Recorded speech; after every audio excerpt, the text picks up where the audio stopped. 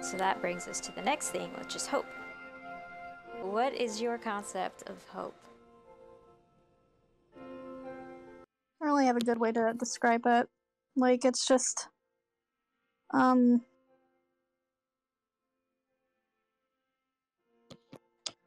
just, just the wish that good things will come. You know, the most basic of, uh, the yearning of the expectance Yeah. that something good would happen, or not necessarily good, but just something that you want to be done.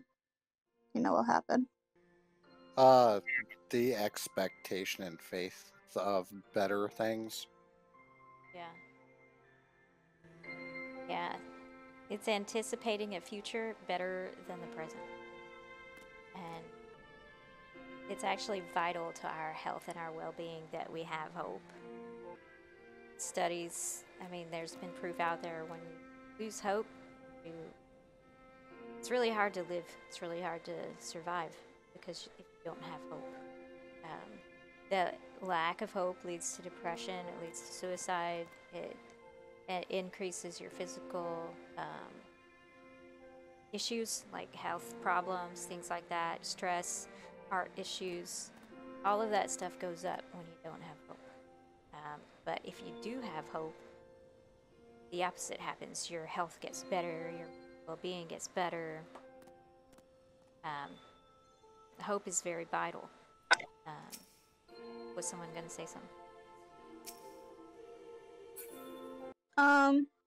Yeah, doesn't it like emotions that are tied in with hope and positivity, and that's, I believe, like your brain actually produces serotonin, and like the good hormones that makes your body like feel better. There's some actual medical things going on there.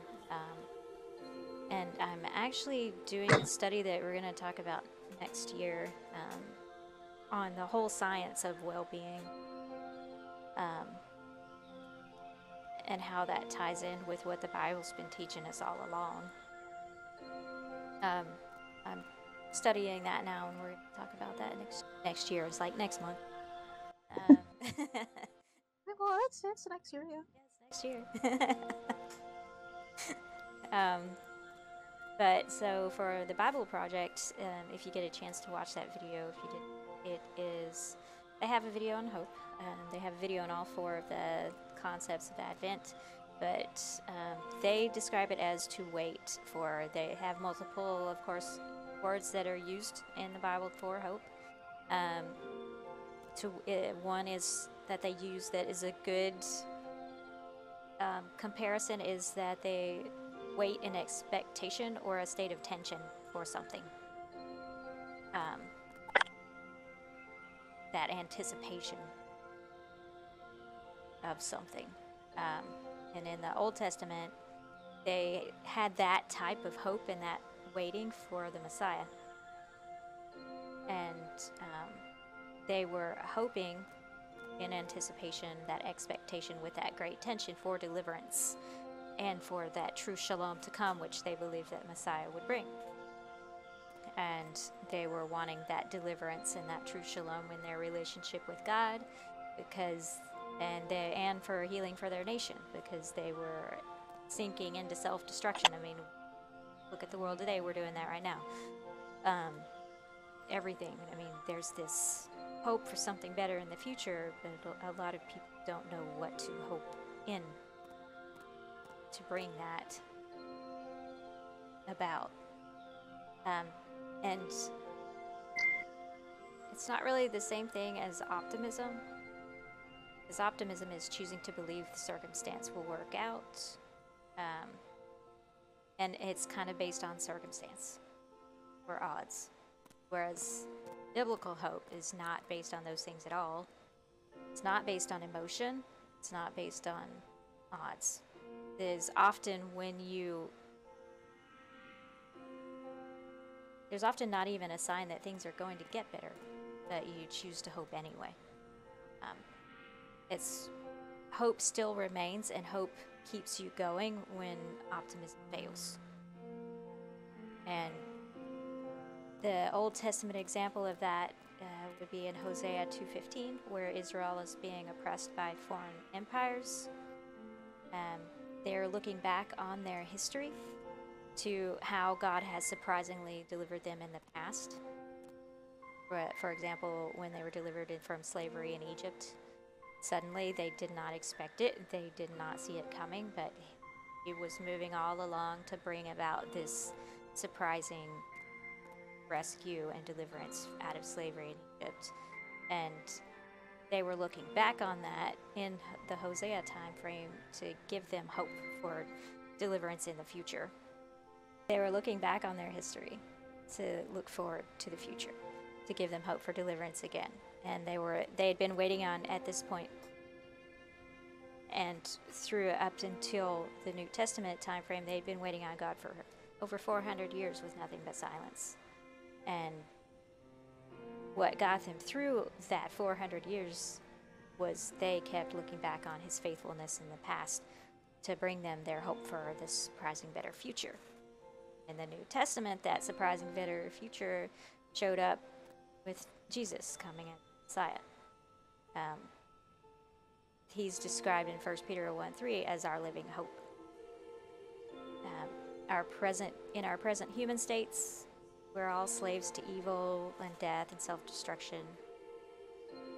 And Jesus' surprise response through coming as the Messiah, taking on...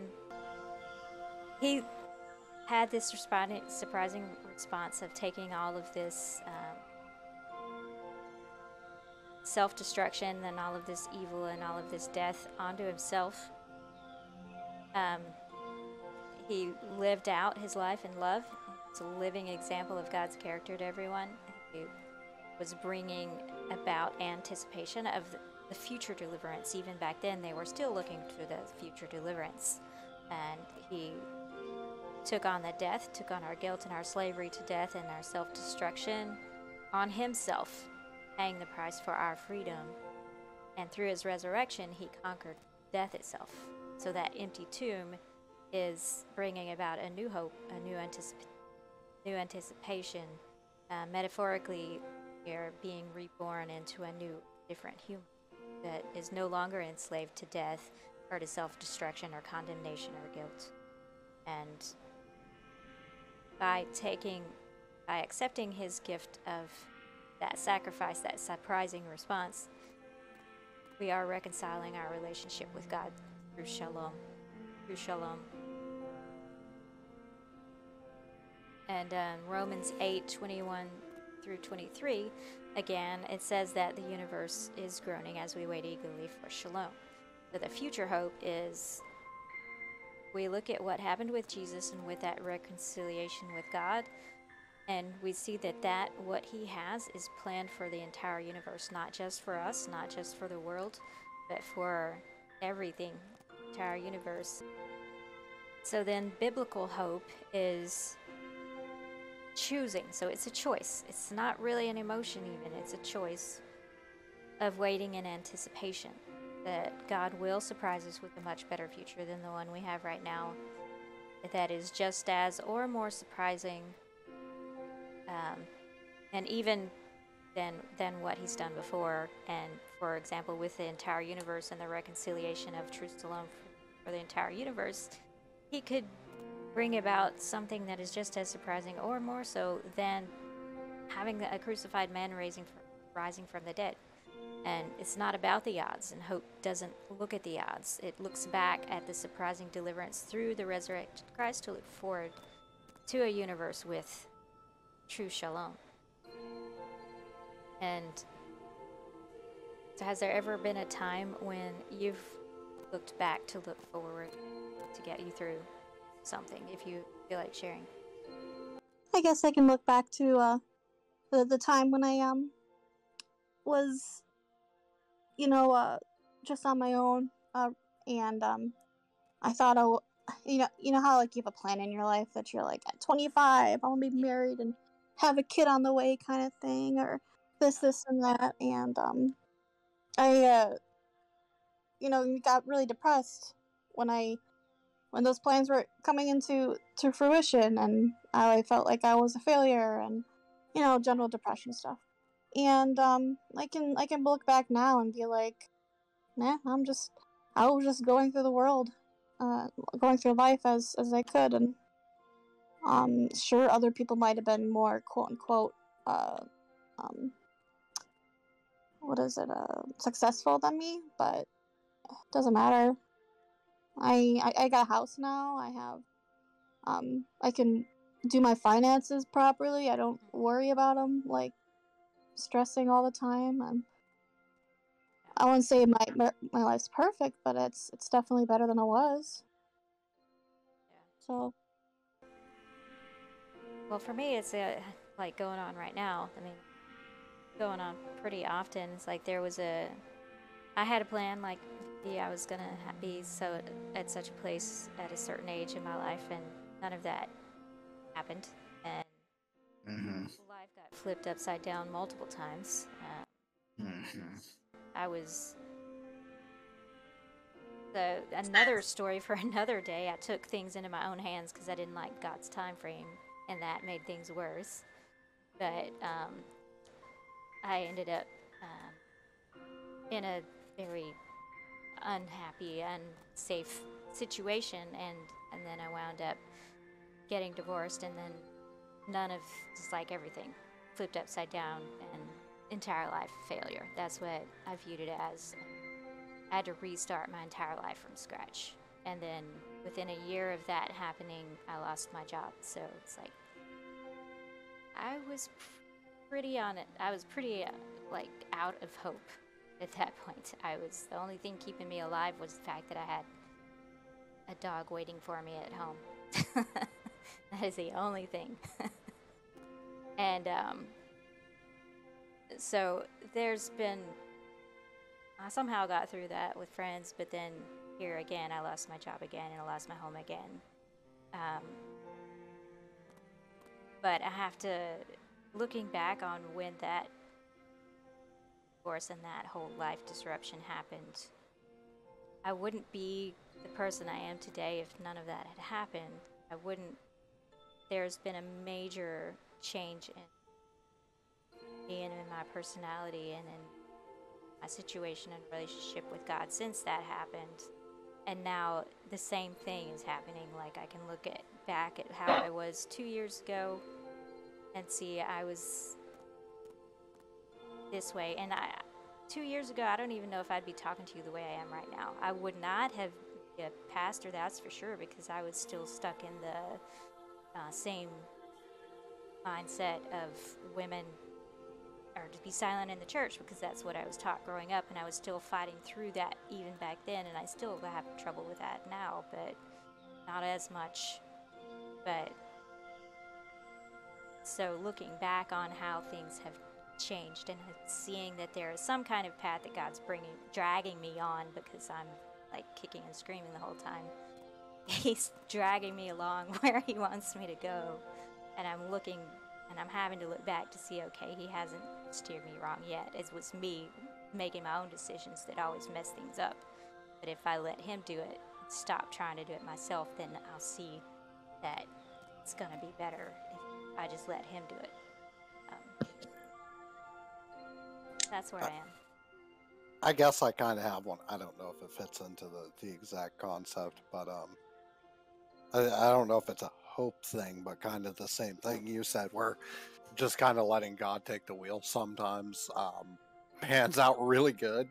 Yeah. Because back in the day, way back in the day now, because I keep getting older, but I used to be into a lot of drugs and things of that sort, and one day out of nowhere, this girl calls me up and she's like, "Hey, you want to come over and get high?"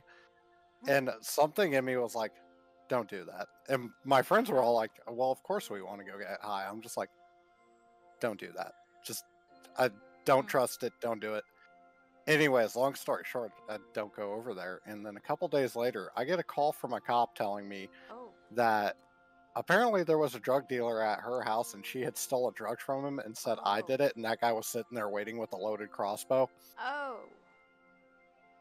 And ever Ooh. since then, I've always Whoa. trusted that little deep down feeling where God's Yeah. like, "Don't do that."